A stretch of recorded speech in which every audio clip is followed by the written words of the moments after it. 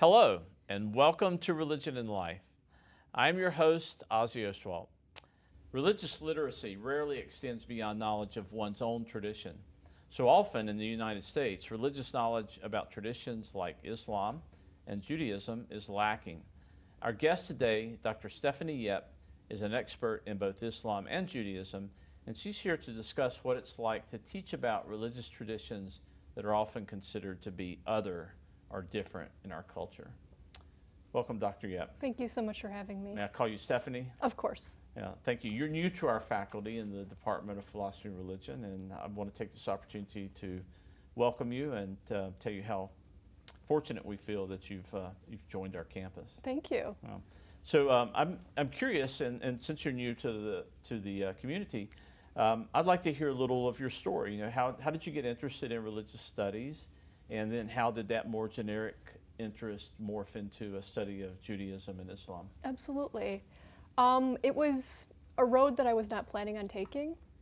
When I went to a very small liberal arts college in Jacksonville, Illinois, I was expecting to possibly go into law enforcement and maybe get a law degree. And what ended up happening is I was required to take certain gen ed classes. So I took a class in religious studies, and it was Intro to the Bible. And in a kind way to say, the professor wasn't necessarily super dynamic, but the material was very interesting, and it just piqued my interest, so I decided to take another class.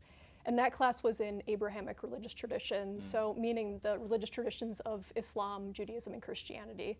And the professor was so incredibly dynamic. We watched a lot of multimedia, but also in some of his classes, including other classes I took with him, he would do like in-class debates. And I was not the student who generally enjoyed stuff like that, but I think it really spoke to his ability to draw people in and make people interested in the material.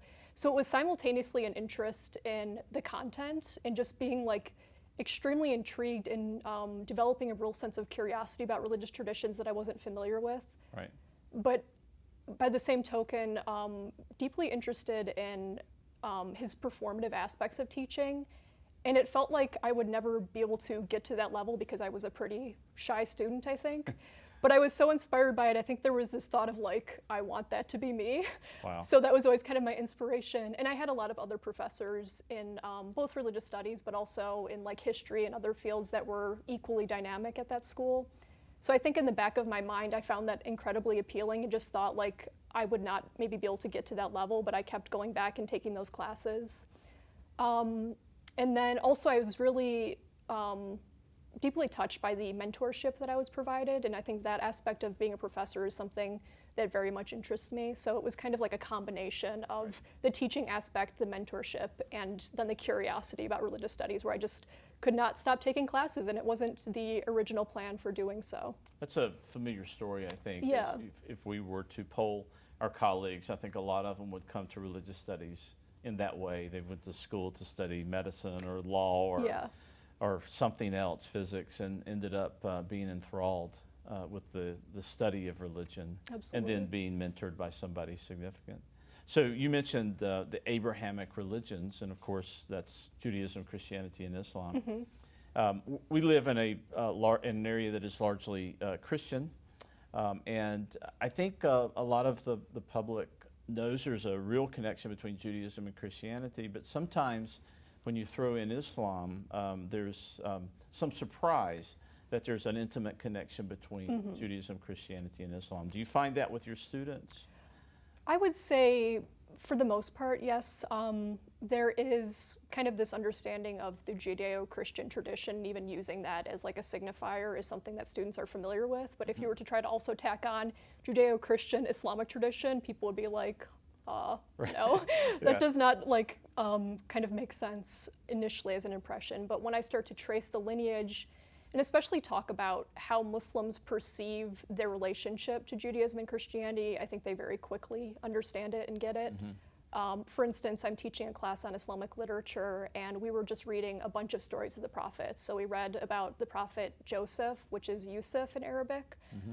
We read about Moses, so Musa in Arabic, and these are all prophets that are central to both Christianity and also Judaism. And so some of them are familiar with the stories, and some of them are just familiar with the names. And when they see that connection, I think they understand the way in which Muslims kind of understand themselves in relation to these other traditions and not see themselves as like completely outside or separate from those traditions. Right.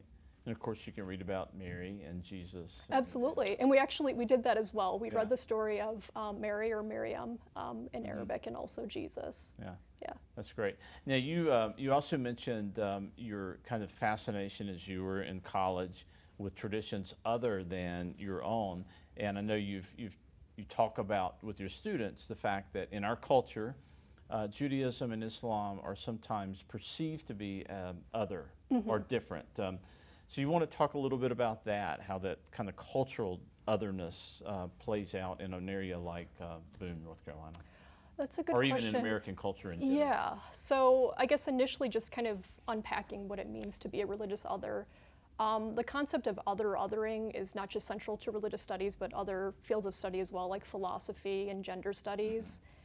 And I think more so in religious studies, it's this conception that other implies difference, but through that difference also rendering someone inferior. So not just different, but also there's a hierarchy, and there's an implication that that person is So also... if you identify someone as other than, there's a kind of implication that you're imposing a hierarchy. Yes, that the person is less than the Right. person that you're calling the other. And this can be kind of seen explicitly through certain rhetoric, through racist rhetoric.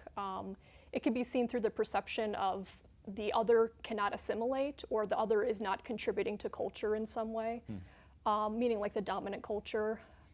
It could be seen in the idea that the other religious traditions or beliefs are something that are foreign, and frequently there's like discourse that links certain practices to like devil worship or Satanism or sinfulness. And it's interesting because you can see the same kind of rhetorical patterns and discursive patterns repeating. If you were to take like discourse about Muslims, you can easily see the same discourse that has been described towards Muslims, and also see that same language describing Native Americans, for instance, or Jews as well. So I think there's something to be... Catholics in the late 19th century. Oh yeah, absolutely. Okay. Yeah. So it's this idea of foreignness, and I guess it carries with it a perceived threat. Yeah, and it is frequently racialized as well. There's a lot of racialization. So previously in the United States context, Jews were seen as black, technically speaking, and they gradually kind of assimilated and were then understood to be white. So there's kind of definitely that perception of what we call the racialization of the other as well. So this gets complicated, I guess, right? So when you talk about, let's say, Judaism or Islam, either one, and you're talking about prejudice with your classes,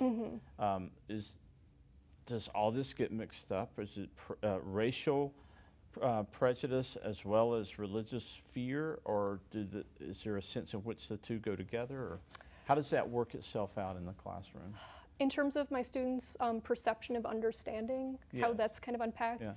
Yeah, I would say like one thing that I find helpful is we look at different case studies. So I'm teaching a class on religion and contemporary issues, and we've been looking at different case studies that some of them are even familiar with. So for instance, we were talking about Santeria Church and a Supreme Court case related to Santeria Church, which is a Cuban American church. And part of it was slightly racialized, but in that context, it seemed more so that there were kind of descriptions and also implications about Santeria religion as something that was perceived as foreign and something that was described as foolishness or a sin or even demon worship. There weren't a lot of racial undertones in that particular case study, but if, for instance, when we look at case studies about France and perceptions of the assimilation of Muslims, that is heavily racialized. And so, in France, yeah. So, like, if there was, for instance, a legal debate about Muslims wearing the headscarf, which is called the hijab in Arabic, in places like secondary schools. And it wasn't just about the concept of assimilating and this idea of Islam possibly being perceived as like a foreign religion, but it was also heavily racialized as well, because there were descriptions of North African immigrants to France as people who were perceived as like racially different and also racially inferior as well.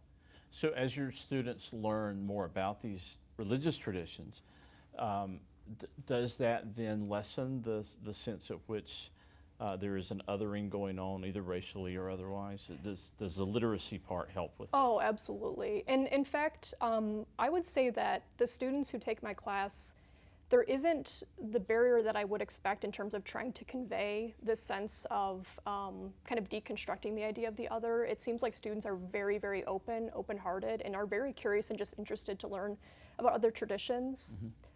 I think there's also kind of a skepticism that I see with my students of like news media. So they're very like quickly to catch on at this idea of like understanding how rhetoric functions and how someone could be rendered other. It really feels like it's quite easy to kind of convey that to them and for them to understand the patterns in rhetoric. Right. Whereas when I've taught at, for instance, University of Tennessee, I taught there for a semester, there was a little bit more of, I wouldn't say resistance, but lack of familiarity and lack of exposure to other religious traditions, where they kind of sat back and were like, I never thought about it like that.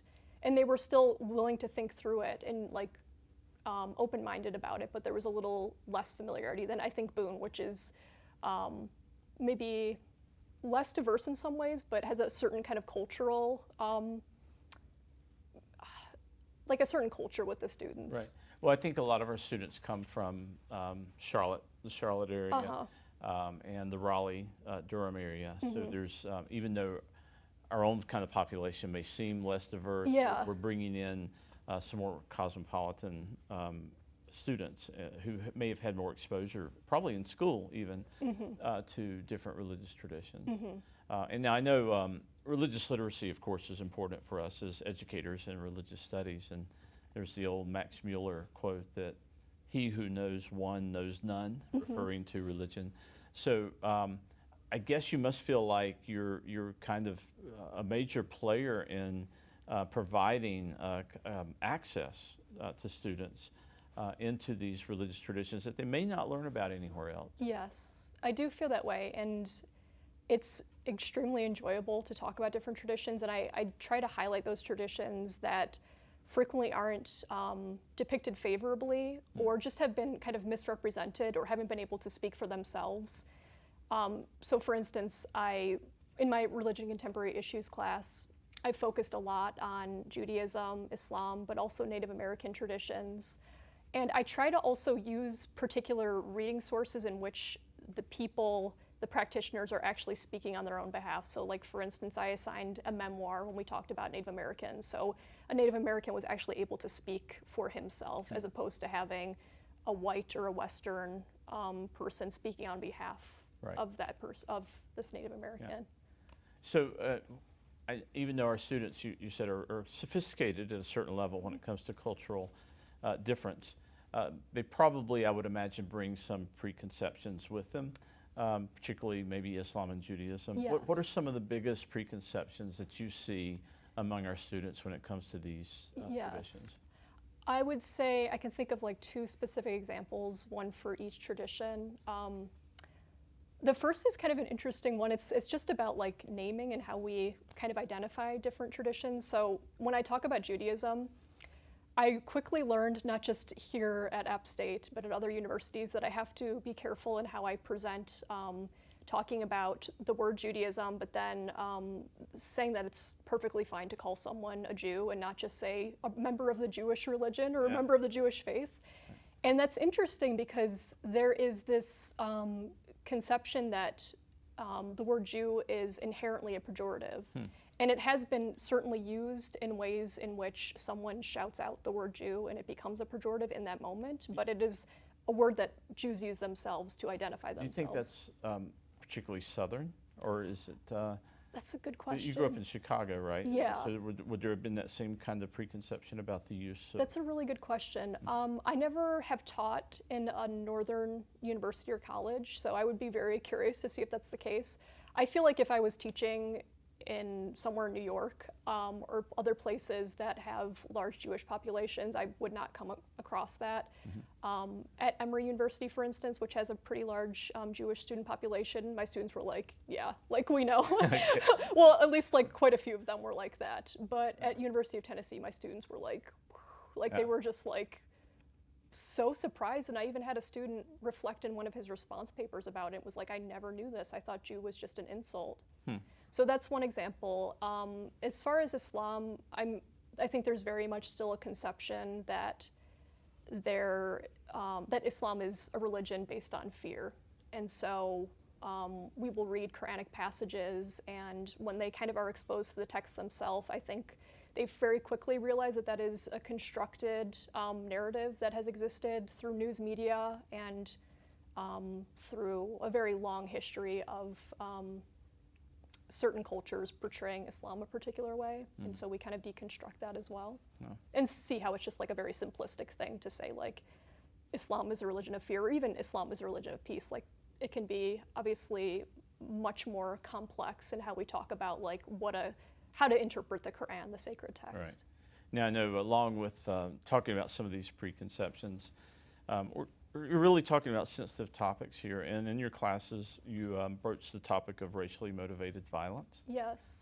Say a little bit about that and how responsive the students are when you get into those kind of particularly ticklish topics. Yeah, so in particular, there are many different topics that we talk about that are related to that, but I spend several weeks talking about the Holocaust, and on the one hand, students are very familiar with that as something that has happened in history and something that is profoundly tragic. And one of the ways that I present that is actually by telling a story about a professor who teaches, or I think now at this point taught, at Brandeis, and every time that he taught on the Holocaust, he would weep.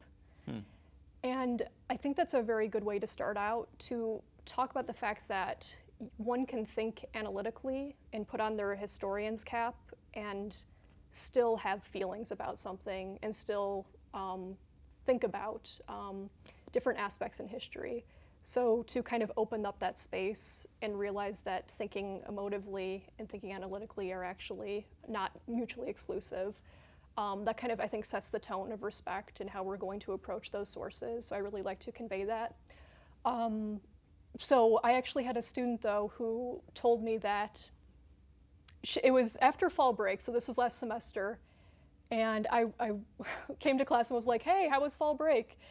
And one of my students raises her hand, and she goes, I had a nightmare that my family had been detained. I think this class is really affecting me. Which on the one hand is like completely shocking and not the answer I was expecting to how was fall break, but it really was touching to me to see that in addition to thinking analytically and critically about the sources and about history, she was also developing empathy, which is something that is incredibly important for the topics that I choose and what I want my students to actually take away from the class. Right. Well, you're kind of getting into an area here that I find incredibly interesting because I hear you say, and I know you've written about this too, that emotion is a legitimate analytical category when you're doing your research in religion.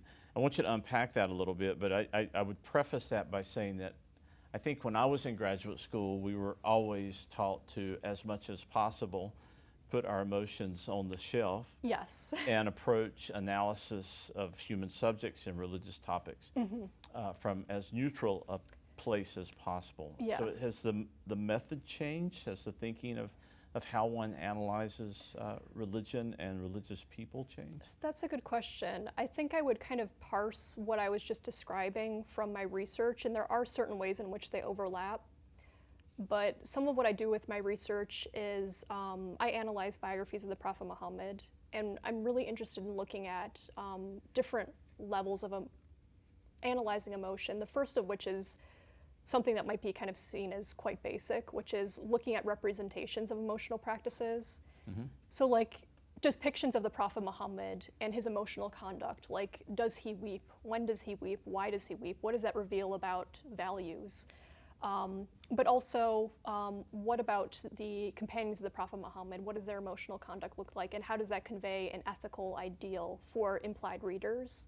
So that's like a fairly basic kind of understanding of looking at emotion. But what I'm also interested in is the idea of the actual narrative structure and different narrative techniques the biographers would use to elicit emotional reactions from the audience. So this might be like using the first person instead of writing in the third person, because if you're actually talking and saying, you reader, dear reader, Yeah. there's something that obviously elicits the possibility of the reader developing intimacy with the biographer who's writing it.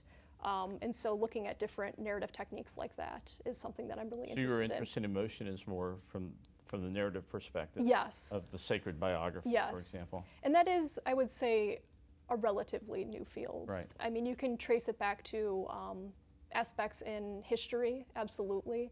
But affect studies, for instance, which is Right. kind of a different concept from emotion, is something that's new. That's very intriguing. Yeah. I'm looking forward to seeing you write more Thank you. on that topic. Now, I also am very impressed with how you incorporate popular culture into your classroom studies. Maybe give me an example of when you teach Judaism this fall, how you plan to incorporate an example from popular culture in your class. That's a good question. So I'm kind of like thinking through that now in terms of what I'm going to do. I think I will certainly show some films, and I'm not sure which ones yet, but I think what I will likely do is integrate different clips from TV shows that sadly my students are probably not familiar with, because I'm feeling a little old right now, like Seinfeld. I'm sure I will show clips of Seinfeld. And it's actually interesting, Seinfeld is like a really great teaching tool to think about like both assimilation and just Jewish culture more broadly maybe than the way that we just think about like Judaism. Obviously there are different ideas of Jewishness that are not necessarily attached to the religion, Judaism. Right. Yeah. So some of my students maybe have seen Seinfeld and maybe not, and hopefully this will kind of propel them to binge watch the whole series. Surely they have heard of Seinfeld at least. You'd be surprised. I've gotten some dead stares when I've said things where it's like, how do you not know this? Yeah. Well, I'd like to take the course on Seinfeld. So you can, and in Islam, you incorporate popular culture in your Islam class as well. Yeah, I had a really fun kind of last minute idea that seemed to have gone really well. Actually, last session, this was in my Islamic literature class. And we were talking about literary salons during the Abbasid period, which was really focused on performance and trying to elicit emotional responses from the audience. And it created an intimate environment for everyone there. And it allowed basically a space for people to just like relax and chill from the mundane aspects of life or the stressful aspects of life. So what I did is I decided to show two different clips comparing like a really bad performance and an excellent performance. So I showed a clip of The Room, which is a very well-known film that is basically known as being like one of the worst films ever made. It's so bad that it's good. And then I showed a clip of Shallow, which is a song that was performed by Lady Gaga and Bradley Cooper, and that is basically known as like a beautiful performance, one that really elicits emotional reactions. And I had them analyze why, and they looked at like tone, they looked at body language, eye contact, use of music, vocalization, all these different aspects. And then I took those analyses that they did of the clips, and I said, actually, those are the patterns that we see in the Abbasid literary salons, that people use those same techniques. They used repetition, eye contact, bodily gestures, all of these things, and they were, I think, very, very interested. And I think that's something that will stick with them in their memories, that we had watched those clips, as opposed to if I had just given a lecture of literary salons. It might kind of escape from their memory. It's so much more effective too, because you're coming at the topic from a perspective that your students are well aware of and understand. Yeah. Unlike Seinfeld, maybe. Yeah. Well, this has been fascinating. Yeah. I could talk to you all day about this, so maybe I'll have to have you back for a follow-up interview. That would be wonderful. But again, I welcome you to our campus and to our Department of Philosophy and Religion, and we're very fortunate to have someone like you in our department, and I know our students appreciate what you're doing. Thank you so much. And thank you for coming on the program today. Absolutely. Yeah. It's my pleasure. Well, that's it for this week on Religion and Life. I hope you'll join us next week on App TV when my guest, Dr. Stephen Young, will introduce us to the Museum of the Bible in Washington, D.C. Until then, this is Ozzie.